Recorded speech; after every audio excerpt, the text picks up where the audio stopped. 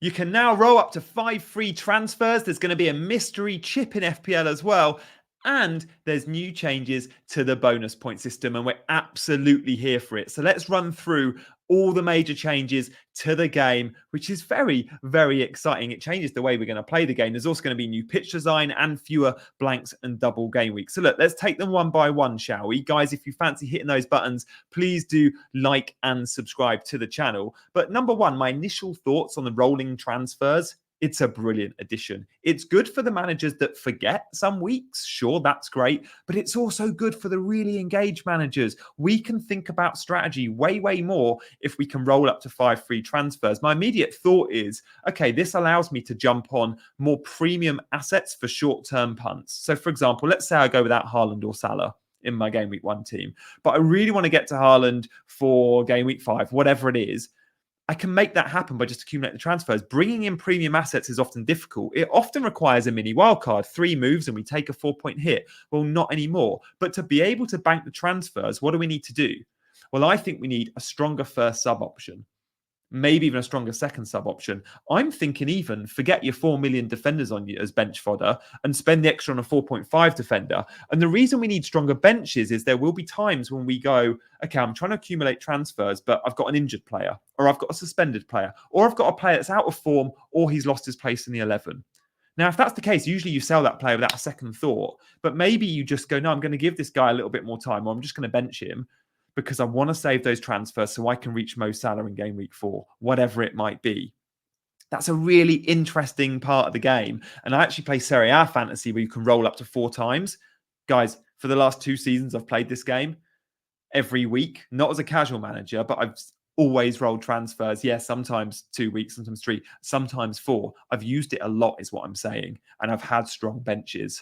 So that's a really interesting side to the game. And I think FPL, fair play. Let me know in the comments if this is a move, a welcome addition for you and what your initial take is. But mine is, I'm thinking bench. I think it rewards the more casual managers, but it could also reward the engaged managers.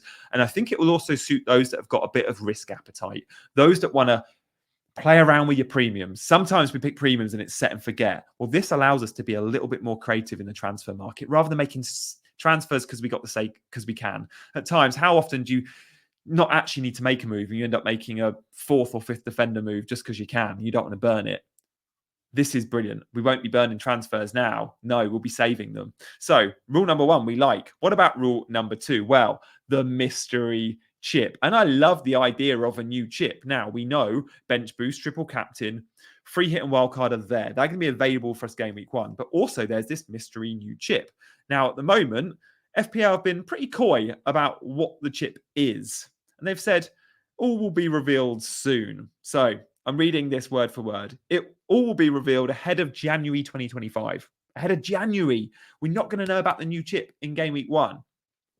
So that you can plan ahead before the chip becomes playable in January. The chip will only be available in January. This could affect our, we might hear about it in December. This could affect our decision making for some of the other chips. How will it affect the decision making? I'm not so sure. It makes me a little bit scared about using a wildcard in December, for example, just knowing there's this new chip around the corner in January and we don't know what it's going to be.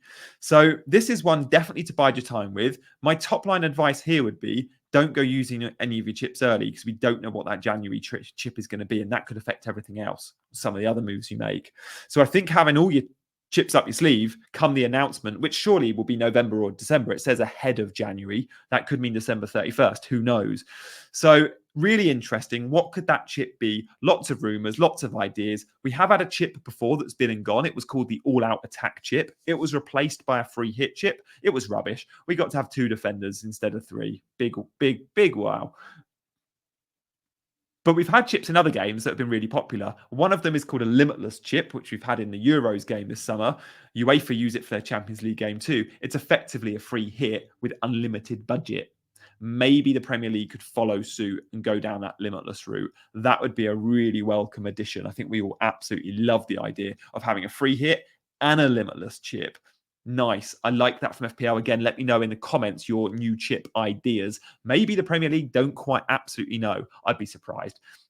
a few have said this, but surely they know what the chip is. It's just going to take a while to implement, or maybe they just like the idea of dropping it slightly late. So new chip is the second big announcement that we've had today. There are, of course, others. Guys, thank you for supporting the channel. There's loads of new people watching because it's pre-season content. So if you're new around here, please do consider hitting that subscribe button. That'd be awesome.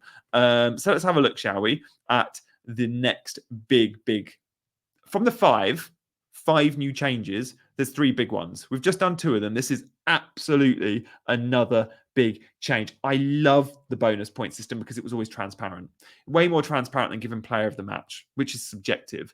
The bonus point system was built on 32 metrics that we all know and appreciate, and we can pick players accordingly. And we've always known what those 32 metrics are. If you've watched my shows before, I've done bonus point shows where I've gone through each and every one of them. But there's about to be four new ones and one edited one. So the bonus point system rewards loads of stuff. If you don't know, let me just touch on what already is rewarded. Defenders pick up BPS for tackles, interceptions, blocks. For scoring goals, defenders get lesser amount than a forward. A forward gets 24 plus 24 in the BPS. A midfielder only gets plus 18, for example. Forwards can clock bonus points from obviously scoring goals and their creativity, but they can lose out in the BPS from being offside or having a shot off target. Midfielders, creativity is obviously king for them, but also the tackles and the blocks and the interceptions. So there's loads of metrics. You can look them up on the FPL site. But what's changed? Well, this is going to change the way we maybe pick our players because I don't really care about the goalkeeper one. Goalkeepers were getting plus 15, which, to be fair, is an absolute robbery. If you saved a penalty, you got plus 15 and you pretty much got player of the match, which was rubbish because they might have had an awful game but just saved a pen. Now it's plus 9, much more fair.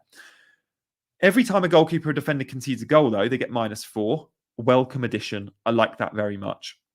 Maybe, again, the argument to go more premium defenders, maybe they'll be rewarded more in the BPS because premium defenders are probably better defenses that keep fewer or more, should I say, clean sheets.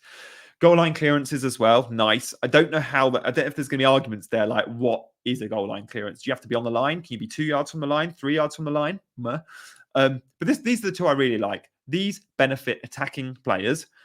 Fouls 1 + 1. Now, I think about the players that get fouled the most in the Premier League. I think Saka. I think Foden. I think Salah.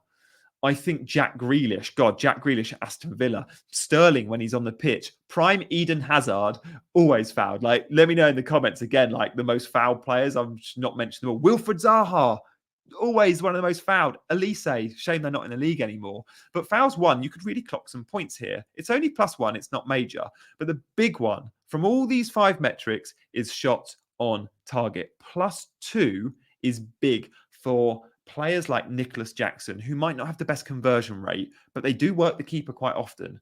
For players like Darwin, same again. But even for those with the conversion, players that are big chance hogs that accumulate high XG, they often get their shots on target, whether they're scoring them or not. And Erling Haaland, guys, probably gets more shots than anyone. Mohamed Salah, again, this benefits the likes of Haaland, the likes of Salah. Now, usually when Haaland scores goals in games, he gets 3 bonus points anyway. But those just +2s might make a difference. Because remember, he gets minus for missing big chances. He gets minus for being offside. This will help him in the BPS.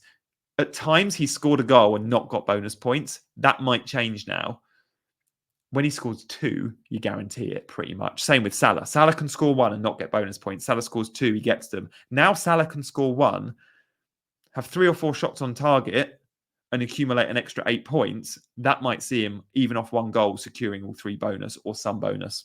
So that's a really interesting change there. Don't underestimate that because players like Salah and Haaland can clock 4, 5, 6 shots a game and 3, 4 of them can comfortably be on target. So the point scoring one is big. But if we go back and we have a little recap, there are 2 more. Of course, we've gone through the 3 big ones, but what about the others? Well, there are some small tweaks. So let's have a look at them, shall we? We've got new pitch design. Yeah, okay, fine. And we've got fewer blanks and doubles. Now, there'll be fewer blanks and doubles because cut replays. There'll be fewer replays and therefore fewer blanks and doubles. But again, you never know what's going to happen. We've had blanks and double game weeks because of snow, because the Queen's died, whatever. So that's no guarantee. The new pitch design is cool. If you played FPL Challenge last year, there was a new pitch design. I think it looked quite sharp. You get a little box around it. It's a few tiny tweaks. Do I love those two? Well, they're kind of insignificant. We can actually have a quick look at that pitch design, like slight change here, with the chips there in play as well. But the headlines for me, it's a new chip. It's rolling 5 free transfers and it's changes to the BPS. If I'm ranking them in order of which ones I prefer, I think number one for me, I just prefer the idea of having 5 free transfers. I think if we were only having one of these, that is a brilliant change because I think it changes the way we all will play the game. And we won't all see that as a blanket rule. Like I might interpret that very different to how you guys interpret that. And if you interpret that as, oh, it means I can now always mini wildcard every month, great. Absolutely great. If you interpret that as going, I need 3 good subs because I want to refresh things and chase premiums, great. For me, I think the interpretation is rather than 4 million fodder, I probably have 4.5 million good player. And the 4.5 million defenders, for example, this season, guys, Mark Gahey's 4.5.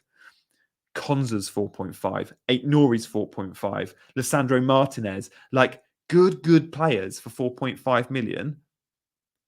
I just feel like that's bench fodder and starting 11, and looking at 4.5 rotating pairs will be really important. And actually, I'll bring you when I do my first team selection, which was, guys, if you're watching this, it could already be out on the channel, my first draft. Do consider checking it out because on there, I'll be looking at my 4.5 rotations. And I think that's really important at the back. Guys, if you've enjoyed this video on your way out, please do like and subscribe. Thanks for supporting the channel. As always, my next video out is going to be my first draft, which I'm super excited to bring you. Thanks for watching, guys, and I'll see you next time. Bye-bye.